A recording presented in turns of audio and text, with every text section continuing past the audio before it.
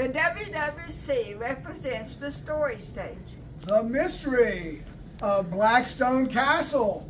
Chapter 1, The Missing King. Once upon a time, on the highest hill in the kingdom, stood the grand old Blackstone Castle. Its tall stone towers reached towards the clouds, colorful banners danced in the breeze, and every morning the rising sun painted its walls with golden light. Travelers often stopped to admire the beautiful castle, for everyone had heard stories about the kindness of King Theodore and Queen Josephine. Betsy, the royal chef, hurried through the room carrying a large spoon. The bread is warm, the soup is ready, and the pies are cooling on the windowsills, she happily announced before hurrying back to the kitchen. A moment later, Dr. Penelope entered carrying her black medical bag. I hope no one eats too much pie, she laughed, but if they do, I'll be ready. Close behind her came Sister Grace, greeting everyone with a warm smile. Then Lady Gwen carefully straightened a bouquet of flowers on the king's table. Outside the castle, Freddy the Frog sat beside a tiny puddle near the front step. He watched everyone bustling about and wondered why humans were always in such a hurry. Freddy hopped into view beside the castle steps.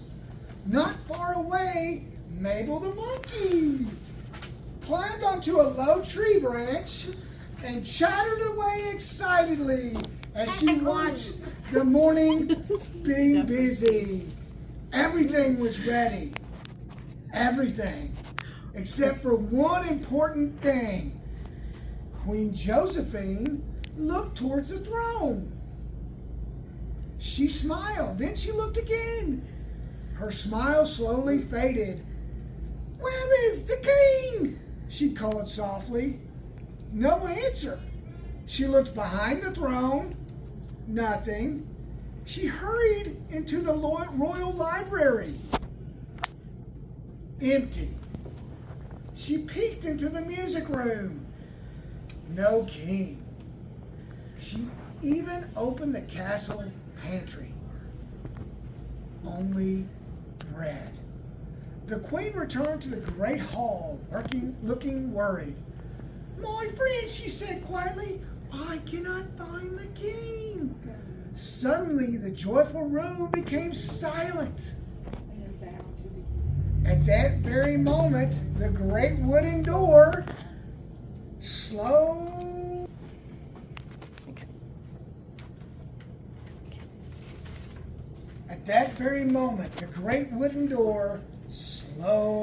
opened it. Okay, now put it down. Put it against Officer that chair. Andrew, Put it down. the castle constable, stepped inside. He removed his cap, bowed respectfully to the queen, and looked around the room with careful eyes.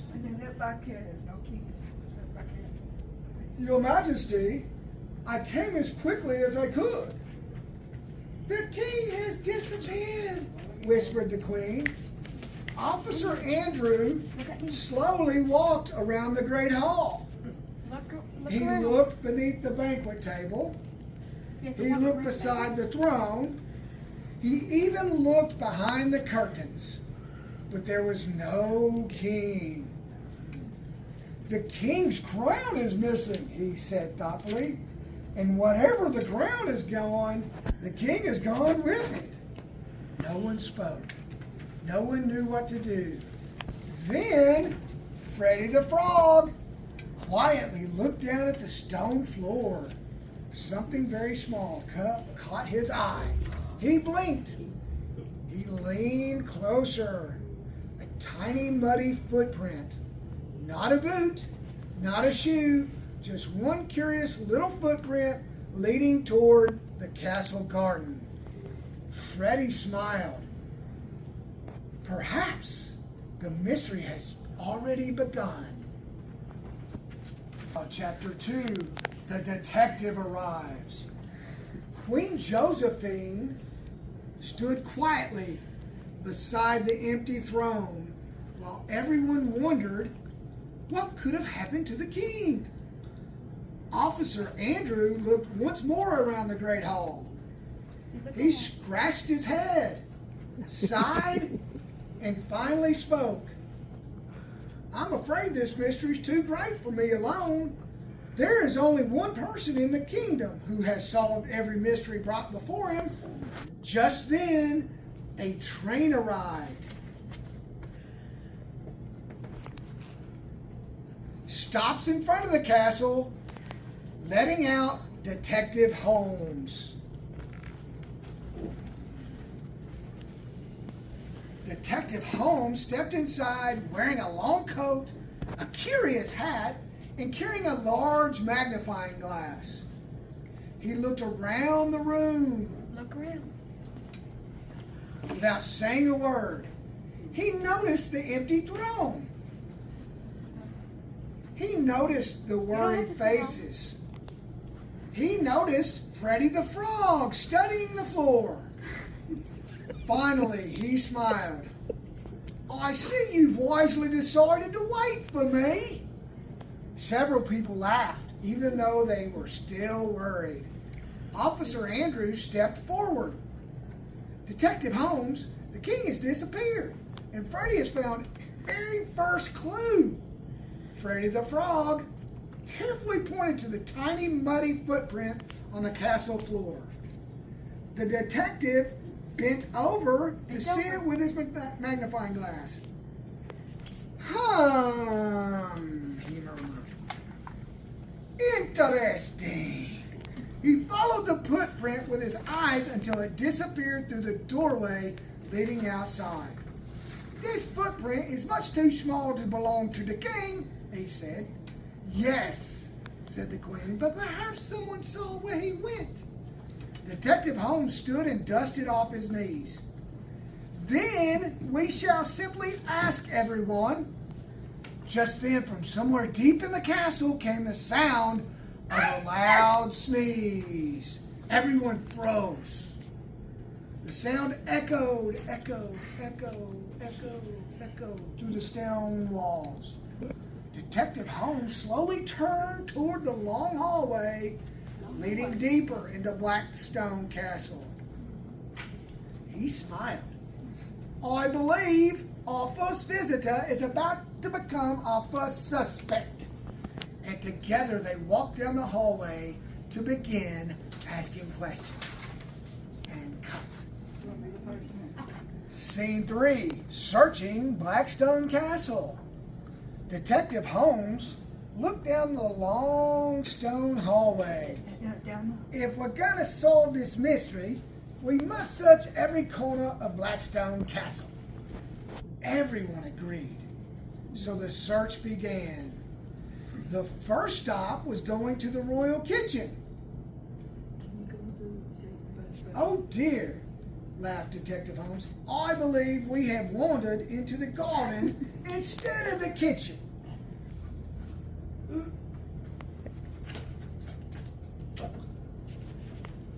Never mind. Every good mystery takes an unexpected turn. Over by the flowers buzzed Bee Bumble. Bee Bumble buzzed happily among the flowers. Nearby, Freddie the Frog sat quietly watching the ground. Freddie hopped beside the flowers. Detective Holmes tipped his hat. Good morning, Bee. Have you noticed anything unusual? Bee thought very hard. I saw something shiny. The king's crown? Bee shook her head. No, a spoon. Just then, Royal Chef hurried into the view carrying her enormous spoon. "Oh, I've been searching for fresh herbs," she explained and sneezed again. Achoo! The detective laughed. So much for the shiny clue. Chef Betty suddenly became thoughtful. "But I did notice something." "What was it?" asked Detective Holmes. "When I arrived this morning, the castle door was already standing open." The detective stroked his chin. "Interesting." Freddie quietly pointed towards the ground. Another muddy footprint. This one pointed away from the flowers, toward the old dungeon. Without saying a word, everyone followed. The castle dungeon was cool and dark. The stone walls echoed with every footstep. Echo, echo, echo. There, sitting upon an old wooden barrel, was Captain Blackbeard, polishing his sword and humming a cheerful tune. "Who let the dogs out? Who let the dogs out?" Beside the wall stood Shadow the burglar. Detective Holmes smiled politely. "Captain Blackbeard, have you seen the king?" The pirate scratched his head. "Arg, not today, matey." "What about you, Shadow?"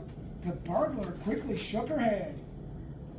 "I didn't steal the king." "No one said you did," replied the detective with a grin. Even Shadow laughed. Just then, from somewhere further down the dungeon hallway, came another sound.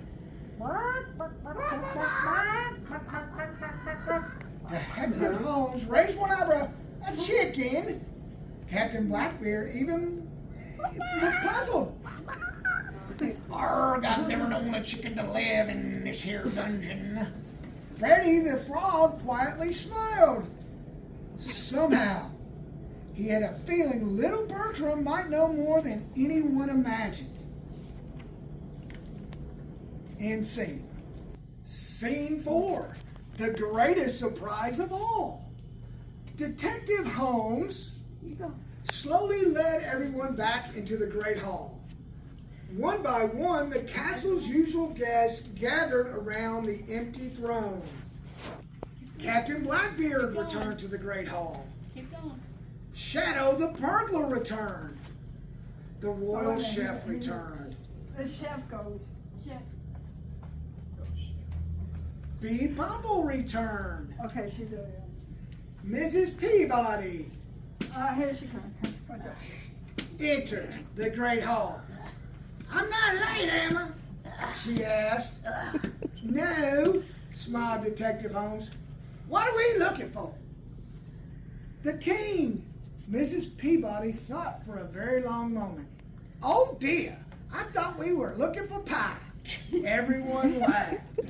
Soon, Lady Gwen, Sister Grace, Dr. Penelope, Zog, Go. Oh, Zog's gone. Henry the horse, Where's the horse? came into the room hoping the mystery would soon be solved.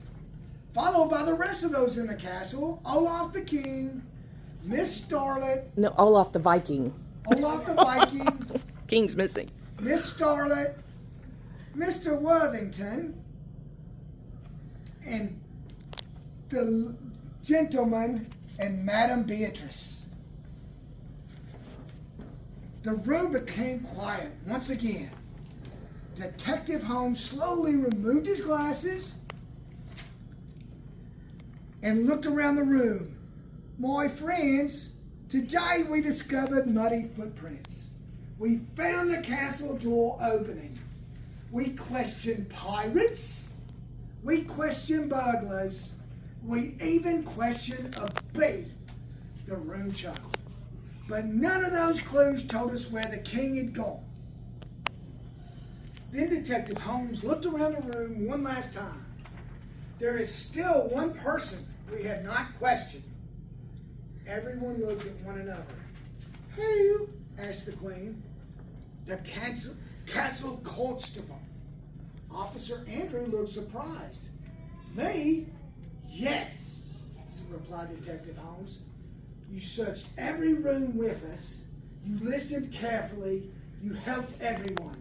But there was not even one question that someone has asked. Where were you before you came to the castle? Officer Andrew smiled. Without saying a word, he quietly walked out of the great hall. The room became perfectly still. No one spoke.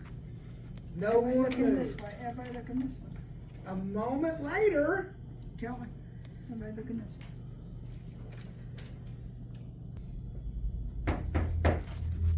the great wooden door slowly opened. King Theodore stepped into the great hall wearing his golden crown. Queen Josephine gasped with joy. My king! Everyone cheered. Hooray! Detective Holmes smiled. I believe our mystery has finally been solved. King Theodore looked around the room with a warm smile. I never truly disappeared, he said. I simply wish to discover what kind of kingdom I really had. I watched each of you throughout the day. I saw kindness. I saw courage. I saw honesty. And I saw friends working together to help one another. He smiled at Freddy the Frog. It was the smallest friend who discovered the very first clue. Then he looked toward Detective Holmes. And it was our good detective who patiently gathered every clue together. Finally, the king looked around the great hall. My kingdom is not wonderful because of this castle. It's wonderful because of the people who fill it with kindness. The royal chef clapped her hands. The soup is getting cold, she said. Everyone laughed. Music filled the great hall once again. Everybody dance now.